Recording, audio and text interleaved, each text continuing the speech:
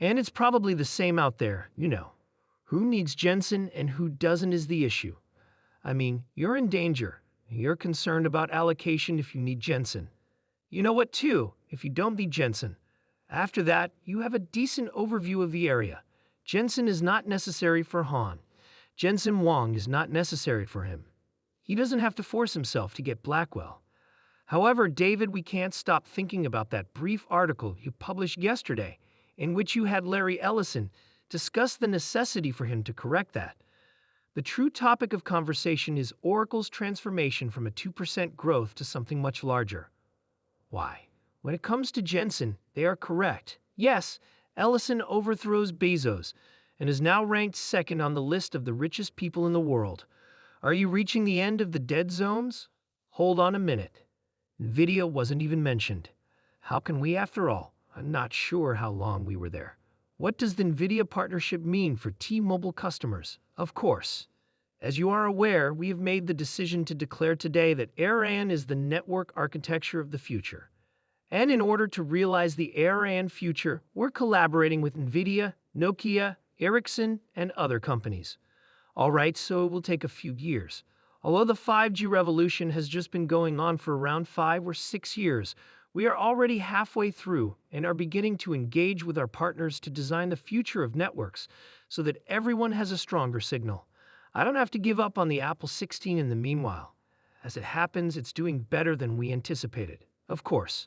I must therefore ask, does this not qualify as a significant AI use case?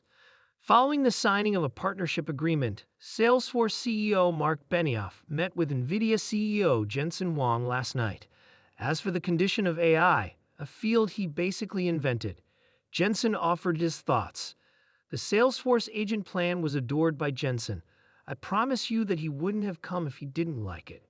Furthermore, Jensen stated that we haven't even begun to explore the potential of artificial intelligence when discussing it. Once more, I believe that we are overly pessimistic about some aspects of that. He went straight to the advantages of healthcare that we are currently enjoying, such as the ability of AI systems to treat incurable illnesses. Mark agreed. Let's examine this.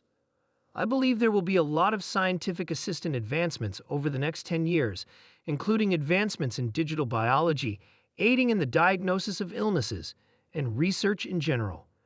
They will, but they don't matter today. It's Fed Day, trust me. Mark also talked for a while about how businesses have already invested and lost billions of dollars using do-it-yourself software to build their own data centers. It's a huge waste of money. He also likened Microsoft's Copilot to Fortune's much-maligned digital assistant, Clippy. It was phased out 20 years ago. Yeah, that made people laugh, but Mark is telling the truth. Clippy was everywhere, but it was awful.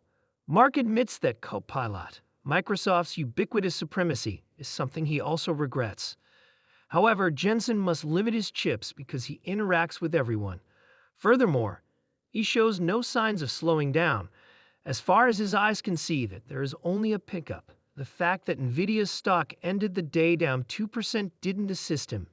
He isn't focused on that right now. It didn't hurt him. Since their functions are sometimes misinterpreted, I purchased both stocks here. Nvidia plans to produce ever more powerful chips that are capable of incredible feats. You've heard about the innovations Jensen believes Salesforce will have, billions of these AI agents, considering how beneficial the technology is. Over the years, Mark Benioff has added a lot of fantastic products, but this one seems to be his favorite. Since AI has only been around for a relatively little time, it hasn't had any impact on the stock thus far. However, a significant portion of Dreamforce's businesses have already registered for it. In the end, AI will be able to accomplish a lot of things. Many of the AI projects I've heard about are dubious because they're usually outdated practices that would have been carried out anyhow and are simply being repackaged as AI. However, I envision something genuinely unique and extremely profitable for Salesforce and its customers in Mark's agent force. The stock probably would have increased if the Fed hadn't had its major meeting. Meetings with the Prime Minister have been a lot of fun. Every time I visit him, he is eager to learn about technology, artificial intelligence, India's potential and opportunities, and the effects on Indian industry and society. He is an amazing student. I was therefore thrilled to be present and discuss it. This is a fantastic chance because, as you are aware, India is also home to some of the best computer scientists. Another significant emerging industry is artificial intelligence, which is a manufacturing sector. In order to make it happen, I'm eager to partner with India in a meaningful way. India and we have numerous partnerships. We're assisting India in obtaining our most cutting-edge technologies to start. To build the newest AI supercomputers in India, we're collaborating with internet providers like Yotta and end-to-end networks. India has the third largest startup sector in the world, and the next generation of businesses is all AI-based, and you need AI infrastructure to accomplish this. This preserves length and meaning while fixing grammar. If you want more modifications, please let me know. Just look at how many collaborations we have across India. There is an Nvidia AI Center of Excellence at every IoT. We are professionals who are training students how to become more proficient in this emerging field of artificial intelligence. In many respects, artificial intelligence, AI, is a very complex technology, but ultimately, it allows a nation to utilize technology and computers in ways that were before unattainable. Thus, AI truly makes computing more accessible. India, you must take advantage of this occasion. With this Digital India vision, the Prime Minister has been working to transform India, He encouraged us to keep creating and manufacturing in India. We are pleased to announce that our Pixel phones are now produced in India. He is seriously considering how AI might change India for the betterment of its citizens. He pushed us to consider uses in agriculture, healthcare, and education. In order to ensure that India can adapt, he is also considering investments in the country's data centers, electricity, and energy infrastructure. We are honored to have India as a partner. In India, we are making significant investments in AI, and we want to continue. We are excited to continue our work in India and have a number of programs in collaboration with MITI, the national and state governments, the agriculture and health ministries, and others. He has always pushed us all to do more for India, and now he is requesting that we do the same with artificial intelligence.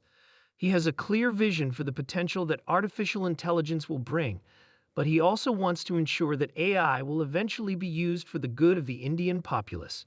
He is adamant that everything be done for the benefit of the Indian populace. He's pushing us to go farther. People said that he was overly optimistic last year, and this is what has transpired since then. With a 167% increase, Nvidia is now the market's second best performer. People remarked, all right, now they're going to rotate away from the AI darlings in January of this year. We're going to take a different approach. 8 months have passed. You know what the year's best performing stock is? Nvidia. It is connected to Visa Corp. Both of them are up 136%. Therefore, Nvidia can't continue to grow by 136% annually after a certain point. However, the notion that we will all be able to recognize when this is it, that is, when it is time to rotate out, continues to deceive people, and Nvidia remains competitive. I agree that we will end the year on a high note. Tech will be the driving force behind the S&P's potential to end the year at 6,000 in my opinion. I believe that some of that cyclical movement will emerge from these rate reduction. The initial rate decreases.